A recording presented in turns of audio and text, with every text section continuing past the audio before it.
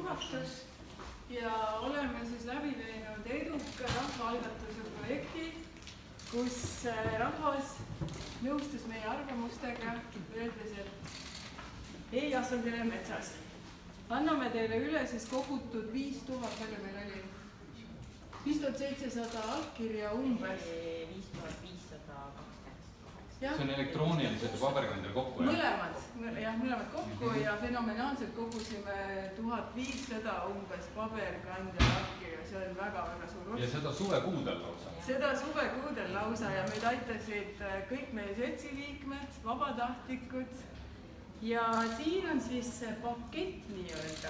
Selle me peaksime nüüd koos just. Teeme nii hea meelega. Ja paketis on siis üleandus vastuvõtmisakt. Eelnõu koostasime ka ise. Eelnõu seletuskirja koostasime pikka. Te tunnete seadust väga hästi. Me oleme tublid. Ja siin on siis allkirjad ka. Ütlen ette, et allkirjadest tegime siis, kuidas juriidiliselt oli ärakirjad. Originaalid jätame endale. Sobib.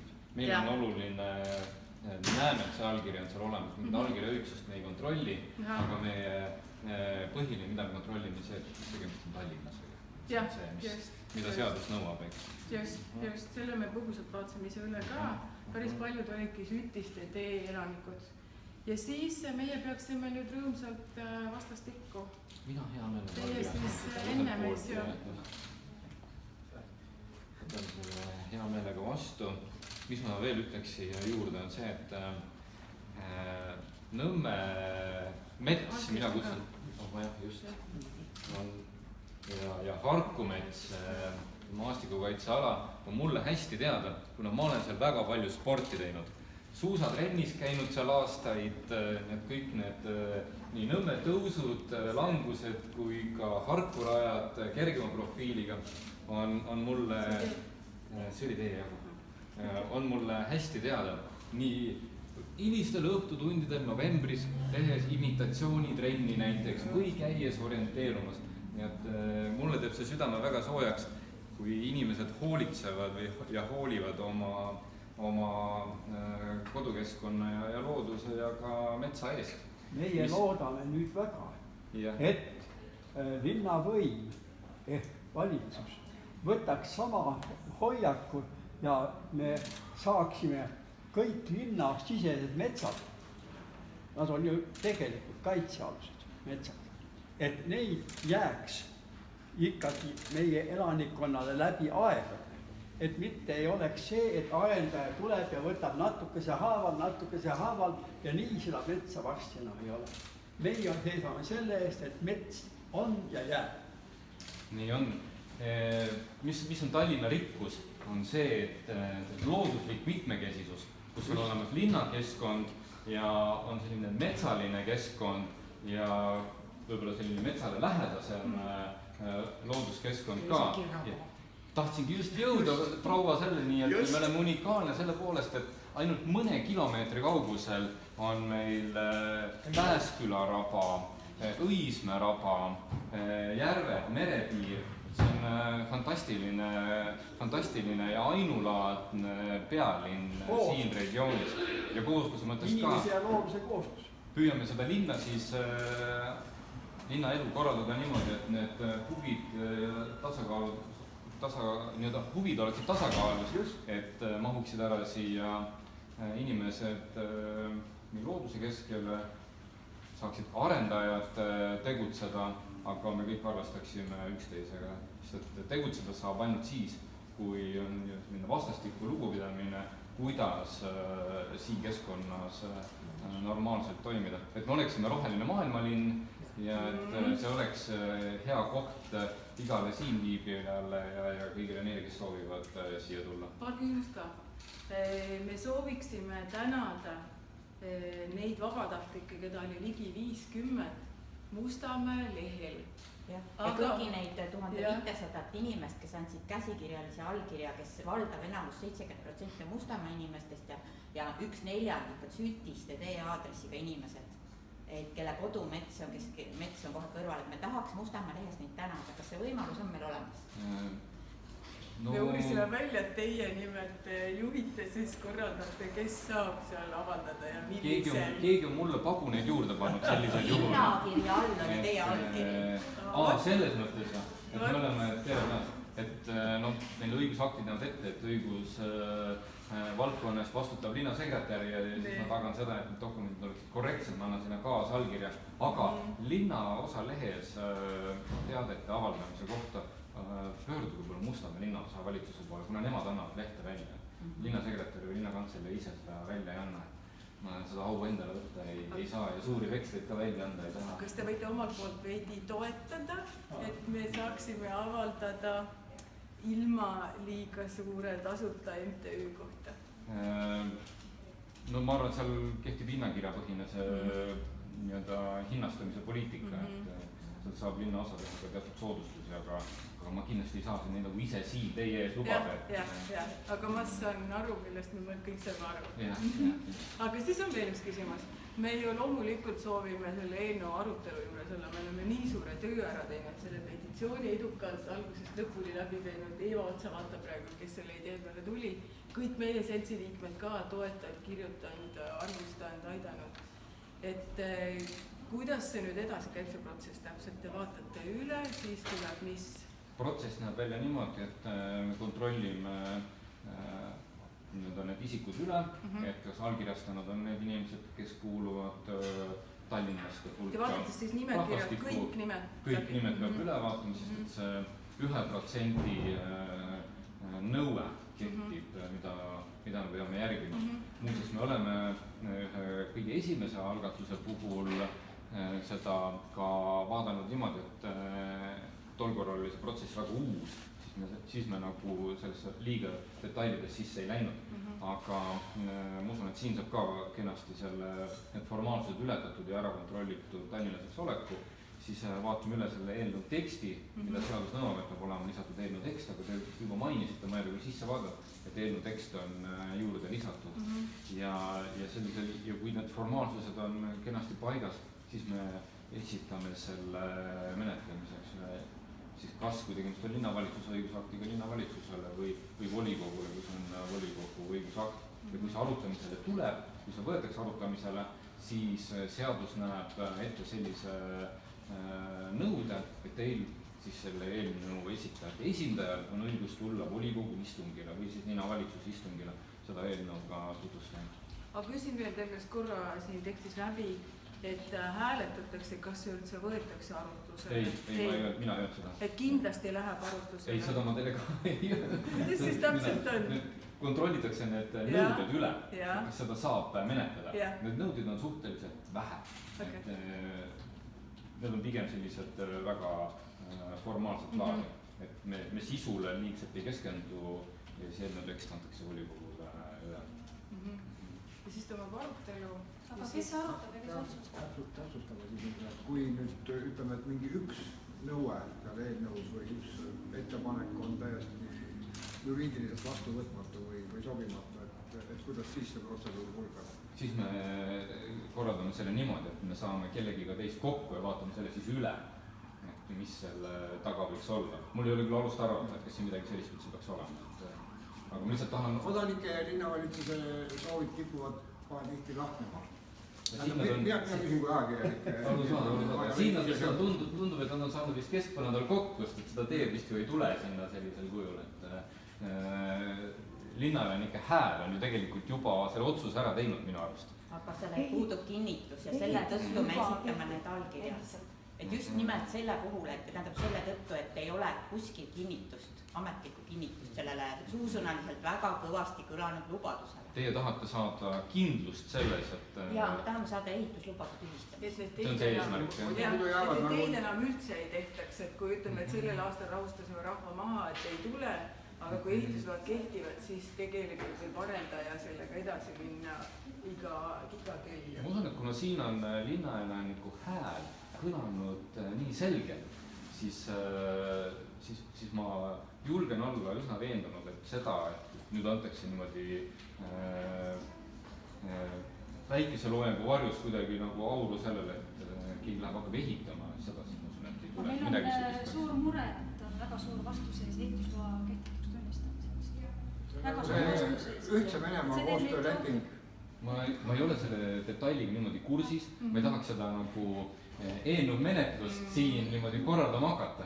Võtame need hääled vastu, dokumendiga vastu, vaatame selle koos läbi, aga kas te saate öelda, kes selle eelnõu menetlusse võtmise otsustab või arutamisele, päevakorda panemise otsustab? See, kas teda võtta arutamisele, selle vaatab üle selle valdkonna amet, Keskkonna Kommunaalamet. Kui siin peaks mingeid muresid olema, siis nad annavad teada. Kui muresid ei ole, siis me anname selle volikogule üle ja selle menetlemise. Formaalsed mured või sisulised mured? Ja nüüd hakkab see sõna mure peaks hakkama siin just nagu oma jääne tulema. Ma ei tea, kas siin on mingid muresid. Ma arvan, et ei ole. Lihtsalt, et kontrollitakse need allkirjad üle, vaadatakse eelnõu vastavus üle, formaalselt, aga kas eelnõu vastu võtta või mitte vastu võtta, see ei kuulu ametnike pädevusse, seda otsustab linnavolikogu. Ja kui formaalseid probleeme ei ole, siis vaatab linnavalitsuses keegi üle ja paneb... Linnavalitsus linnade juhtimisel annab selle siis üle linnavolikogule. Ei edastanud selle. Aga enne peab linnavalitsuse istungile ka jõudma või? Jaa, kuna see protsess seda siin teha. Kas sellega tegelemise Svett siis või? Jaa. Kas sinna istungile ka meid kaasatakse või siin? Ei, linnavalitsuse istungile mitte. Linnavalitsuse istung on kinnine, aga see tuleneb seadusest, aga see kuidagi ei väära seda protsessi. Minul on üks väike märkus, et ma panin hästi tähele, kuna see oligi väga tähtis Vladimir Sveti pressiteadet, siis seal ta teatas, et linnal ei ole kombeks ehituslubasid tühistada. Ja vaat selle tõttu me kõik siin küsimegi. Jaa, pole kombeks. Aga siis on teie algatus ju aitab sellele siis selgust ka majja. Faktiliselt on ikkagi alati nii olnud, et poliitikud kipuvad ühel või teisel põhjusel vahetuma ja kus poliitikuga ununevad ka kõik lubadused ja kokkulepped, et seda on kahjuks korduvalt nähtud. Et selles suhtes ainukene asi, mis meid veidikenegi suudaks mingit kindlustunnet mis tekitada, oleks ikkagi konkreetne kirjalik dokument.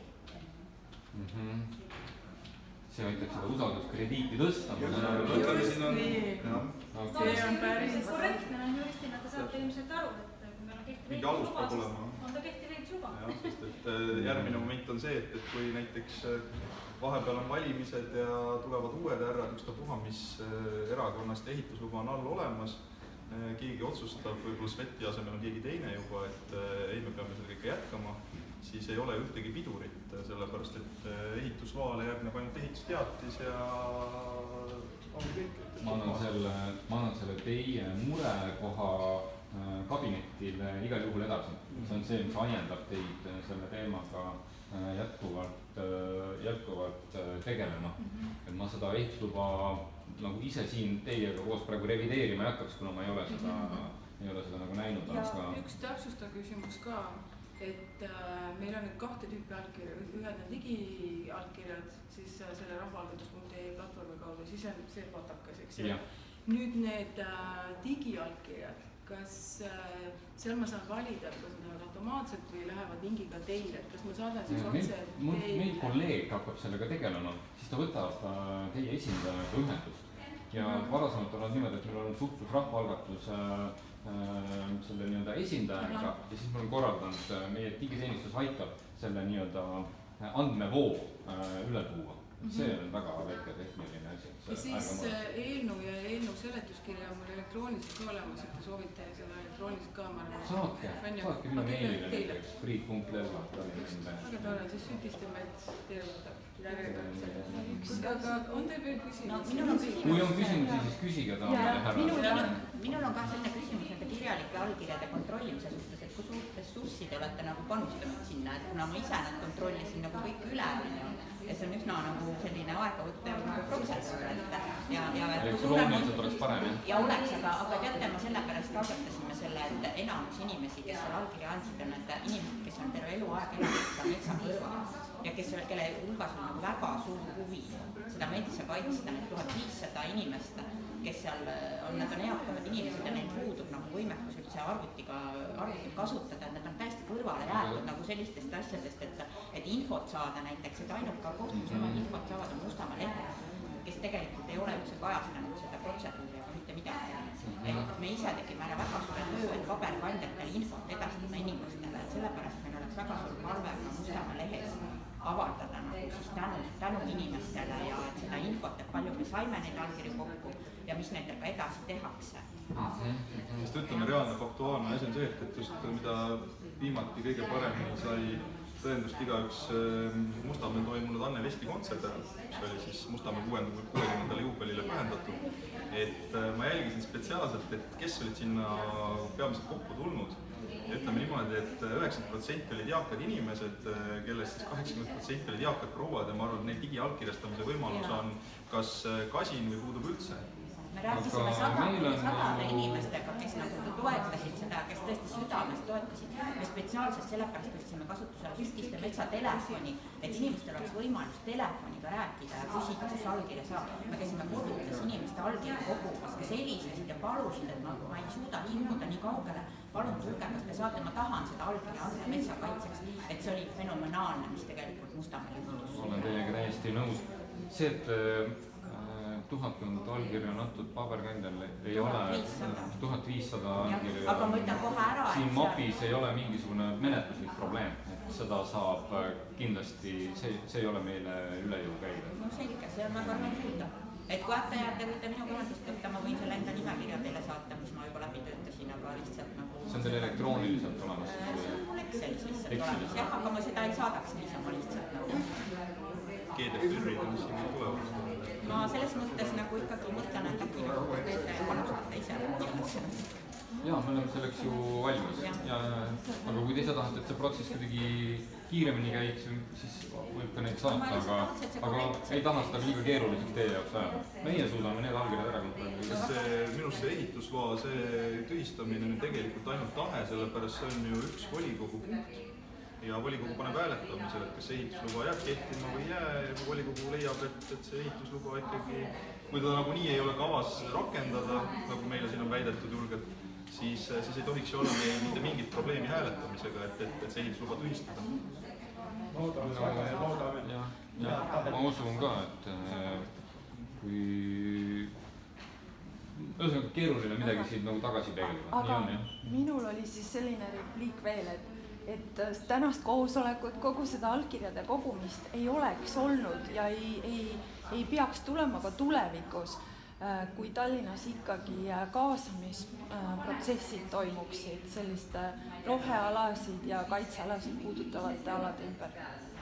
Sest et sellist, kas mingisugune kord selle kohta peaks olema või mingi kokkulepe, aga täna seda ei ole ja tegelikult kaasamisest on üle hüpatud ja üks korrektsemaid kaasamise protseduure on, mida RMK on üle Eesti läbi viinud, aga teisi linnu ma ei tea ja Tallinnas sellised kaasamised on ikkagi väga nagu kehvad. Ja kui see oleks hea, siis me ju täna siin üldse ei oleks. Siin on ju paar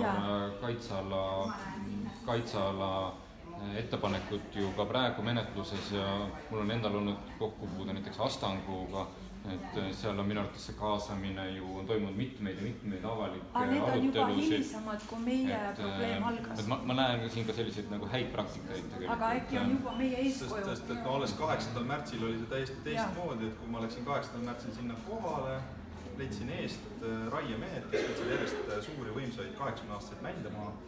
Ja ma ütlesin raiemeestele, et mis neil puudel viga on, need on terved puud, on. Nüüd ütlesid, on jah, ma ütlesin, miks te siis neid raiute, nüüd öeldid käsk anti. Mille peale ma ütlesin neile, et kas te teate, et te asute esiteks maastikukaitsealal ja see, kus te konkreetselt praegu raiute, on ka Natura-ala. Ja ütlesin, et tööd kohe seisma, helistasin Rainer Vaprale, helistasin Lauri Laatsile. Lauri Laats ja Urmas Kõpp koos raiefirma esindajaga tulid varsti kohale. Ja ütlesid, et seda ei ole võimalik peatada, sest et kõik load on juba väljastatud. Siis ma ütlesin Lauri Laatsile, et aga seda teemat pole isegi mitte Mustamäe lehes käsitletud, rääkimata sellest, et mingit sisulist kaasamist oleks olnud, mille peale siis Lauri Laats vastas koos Urmas Kõpiga, et aga meid ei kaasatudki. Mille peale ma küsisin omakorda, et aga te pidite omalt poolt kinnitama. Jah, kinnitasin, aga meid ei kaasatud. Ja siis korduvalt käis läbi ainult Ain Valdmani nimi ja siis tekkiski küsimus, et kas siis Ain Valdman on siis Mustamäe elanike esindaja või Lauri Laats Mustamäe elanike esindaja. Aga see kaasamine ju lõpuks tuli ainult selle pärast, et peale inimeste tugevat survestamist muidu ei oleks mitte mingit protsessi nagu aset leidnud. Ja praegu lihtsalt, mis on ju need tagantjärele näiteks jalgpalliangaari avalikustamine nii-öelda, siis tuli välja, et juba ehitusluba on väljastatud, aga kui detailplaneering on juba kehtestatud, enam ei kaasata kedagi, et detailplaneeringu menetlemise protsessi käigus toimub kaasamine, aga praegu meil on nii, et kui me Mustamäel jälgime neid asju, siis on juba paljudele projektidele ehitusload väljastatud ja ehitusluba ei saa enam ju kuidagi selles suhtes ehitusloa väljastanud detailplaneeringut ei saa enam muuta, sest kui sa teed seal ka kõige väiksema muudatuse, siis tuleb kaasa automaatselt ehitusloa tühistamine. Ja keskkonnamõjusid, kuidas öelda, järjepidevalt keskkonnamõjusid ei hinnata. Ei hinnata, täpselt. Ja ehitusluba on juba väljastatud ja nendel objektidel ei ole keskkonnamõjusid hinnatud. Et hea näide on nüüd samas Sütiste metsas 3 küljest 4 meetri kaugusel hoonest on riikliku kaitseala piir, seesama Nõmme Mustamäe maastikukaitseala on koguni riiklik kaitseala, see on kõrgem staatus kaitsealale Eesti Vabariigis. Ja seal on hoone, mis on 5-kordne, keskkonnamõjusid ei ole hinnatud ja ta lõikub otse sellesse Nõmme Mustamäe kaitsealasse 3 küljest. 4 sammu on ju 4. Ja kommunikatsioonid läbivad kaitseala. Ja keskkonnamõjusid ja me kuhu me pöördume, kellele me seda kaebame? Ja me oleme ise tellinud sinna uuringuid, mis näitavad, et tegu on väga liigirikka alaga. Ja märgalaga ja kui me seal majaga on tahes-tahtmata juhtub see, et pinnasevett hakatakse ära juhtima, sadevett hakatakse ära juhtima, tekib valgusreostus, siis juba nagu konkreetselt nahkhiirte uurijagi on jõudnud järeldusele, et tahes-tahtmata need veesilmad seal kas muutuvad väiksemaks või kaovad. See tähendab see, et sealt kaovad putukad, koos selle valgusega kaovad putukad ja sealt kaovad ka need nahkhiired, et keda näiteks ütleme väga siin Astangu kandis kaitseme. Veel hullem näide on see, et Tallinna kõige liigirikkam ala, ühtlasi põhjavee toiteala on Maarjamäe klindi pealne ja seal käib praegu ehitustegevus ja mis on veel huvitavam, et lõunaosa arendusele ei tellitud keskkonnamõju hinnanguid ja ehitusload väljastati peale suurt pressimist Tallinna Keskkonna Kommunaalamet tellis siis põhjaosale keskkonnamõju hinnangu, mis ütles, et seal tuleb enne kõike kaaluda nullalternatiivid, mitte midagi tohi ehitada. Ja linn väljastab edasi ehituslubasid sellele vaatamata, et Justiitsministeerium koos Rahandusministeeriumiga on juba 2 teavitust teinud Tallinna linna planeerimisametile, et need ehitusload on õigustühised, aga ehitus käib. Ja, et see ei ole ainuke pretsedent. Täiesti mõistan. Kaasamisega on selline lugu, et seda ei ole kunagi liiga palju.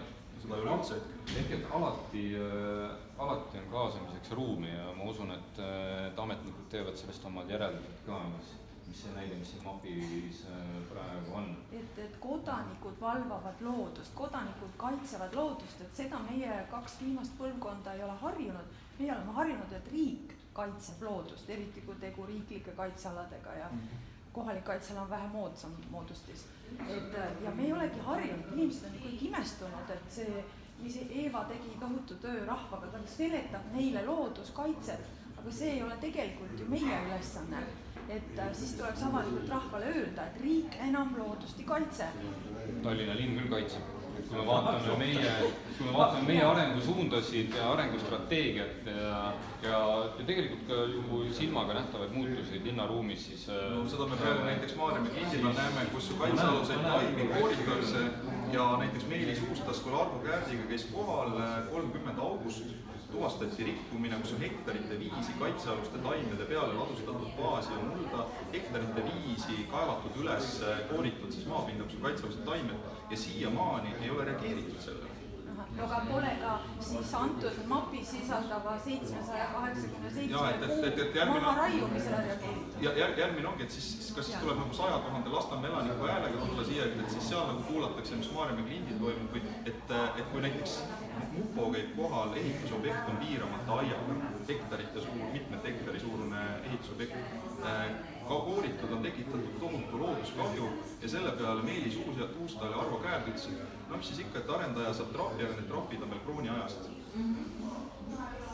Ja kas ongi siis nagu rohepealinn, kus arendaja saab 300 eurot trahvi selle eest, et ta on ühe liigirikkama ala Tallinnas ära hävitanud, siis samamoodi me teame, et praegu on Soodla veehoidla suhteliselt ära kuivanud.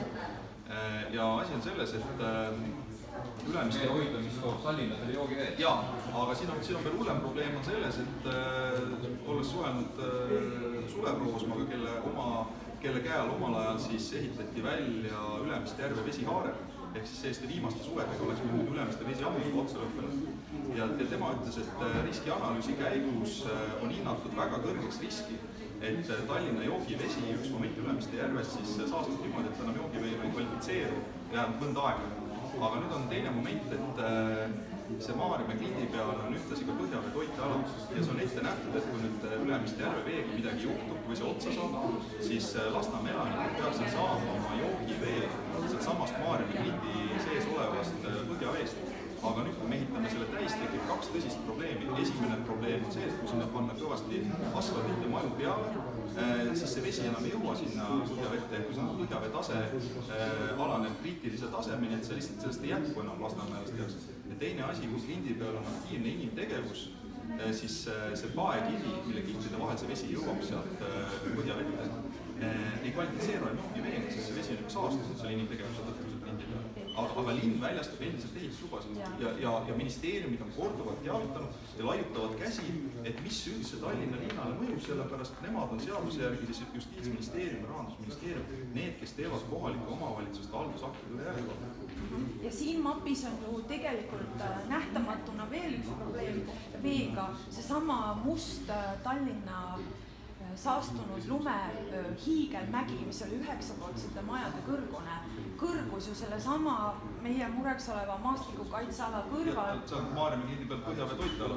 Ja jällegi, mitte keegi ei saanud nagu kaevata, mitte keegi ei olnud süüdi ja see loeti justkui normaalseks. See pinnas on seal ikka, ma ei tea, hektari suuruselt silmaga nähtavalt saastunud. Rääkides inimestega, siis tegelikult minu kogemus on see, et paljud inimesed ütlesid, et nad on pöördunud tegelikult ühekaupa inimesed, kas siis telefoni teel või meilitsi oma probleemidega, kas selle lumemäe tõttu või nende puuderaia tõttu või mille tõttu iganes, aga see üksikisik vahel ei jõudnud. Ja sellepärast on ka see petitsioon algatatud, et kui ma ise seal metsas käisin jooksmas seal, kogu aeg igapäevaselt ma käin, nähes neid inimesi nutmas seal puude juures, ma ise nutsin ka seal puude juures, kui ma seda nägin, seda mõrvamas seal 4. märtsil peametkas. Ja nähes neid nutvaid inimesi ja nähes, kui palju neil on kogudes nende kontakte, sain ma tegelikult aru, et see ei ole nagu mingi üksikute, mingite puudekallistajate, mingite roheaktivistide teema, nagu meid on kogu aeg nagu üritatud nagu sildistada. Et see on tegelikult kogukond, kes elab lihtsalt seal kõrval ja kelle jaoks on see oluline. See on kõik, Mustamäe kõige tähtsam rekreatsiooni ala. Ja kui me rikume seal märgala ja nagu veesüsteemi, seal Vanaka, seal on kuulusmägi Vanakas, teie teate kindlasti väga hästi. No Vanakal ongi märgala ja kui nüüd juba seal kõrval võib 5-kordset maja, korrusmaja ehitada lõikega sinna samasse märga alla sisse, kui vett ei ole, siis ei ole seda metsa ka enam. Sellepärast, et ta ei sure korraga, aga seal juba surevad männid ja kui nendel mändidel on veerežiim rikutud, siis nad on väga õrnad igasugustele haigustele ja kui me nüüd vaatame Kleini lossist kuni ja Hüppetolni mets ja Rõõmuallika mets, Rahumäe ja siis Sütiste mets, inimeste suur mure on, et männid surevad. Männid ei sure ilma sügava põhjuseta, see põhjus on, et tegelikult on nende veerežiim juba häiritud ja nad ei pane vastu putukate ja seente rünnetele. Et see on suur mure seal, et mände sureb. Hea küll, kui mets on segamets, siis mis siis ikka, ega mets ei sure maha nagu inimene. Et selles mõttes mets uueneb, suudab ise, teised liigid asenduvad ja see liigirikkus ongi seal ka reserviks olemas, seda enam, aga need teised liigid on ka seotud veega. Ja see märgala on märgilise tähtsusega Vanakal, sest muidu hävib kogu see mets. Ma arvan, et linnaelanike tarkus nii loodushoiust kui ka sellest, mis võiks olla lubatud linnaruumis, ongi tegelikult meie edu võti. See nii-öelda terav silm tähelepanu aitab ka tegelikult hoida ära neid samme, mis siis võivad olla pikas perspektiivis meile kahjulik. Sellest ma tänan linnavalitsuse poolt teid, et innukal moel oma kodulinna eest hoolt kannate ja panna need mõtted linnavalitsuse liikmetele ka ise edasi. Ütleme, isegi poliitikud on täiesti võimetud, et seesama asigi, mis on seesama Kindipark, olete kindlalt kuulnud, siis seal oli mõtete kogumine, seal oli lauluväljakul selle avalikustamine, kusagil pool aastat tagasi, siis Vett seda juhtis. Ja absoluutne enamus inimesi, kes olid seal niimoodi, ütleme, oma arvamust avaldanud, pidasid äärmiselt valeks seda, et Suhkrumäe paljalt ehitatakse täis, sedama Merko lahekanda arengus ja nägid seda piirkonna kõige perspektiivikama alana. Ja see ei ole mitte ainult inimeste seisukoht, et sedasama ütleb ka Lasnamäe üldplaneering. Sedasama ütleb ka Lasnamäe üldplaneering, et Põhjavee toitalal ei tule mitte midagi ehitada. Aga Klindi parki puhul ongi ju see fookus sellele, et see säiliks ju inimestele vabaks kasutamiseks. Aga seal on juba 8 väga meeldiv, 8 kortermaja on juba püsti ja 4 kortermaja ehitamist praegu alustati, mille kohta on siis ministeeriumid öelnud, et need ehitusload ei ole õiguslikult pädevad, et nad on tühised, aga ehitus käib. Mõtlete seda Lahekada osa, mis eelmise majandusbuumi ajal ära kooriti ju?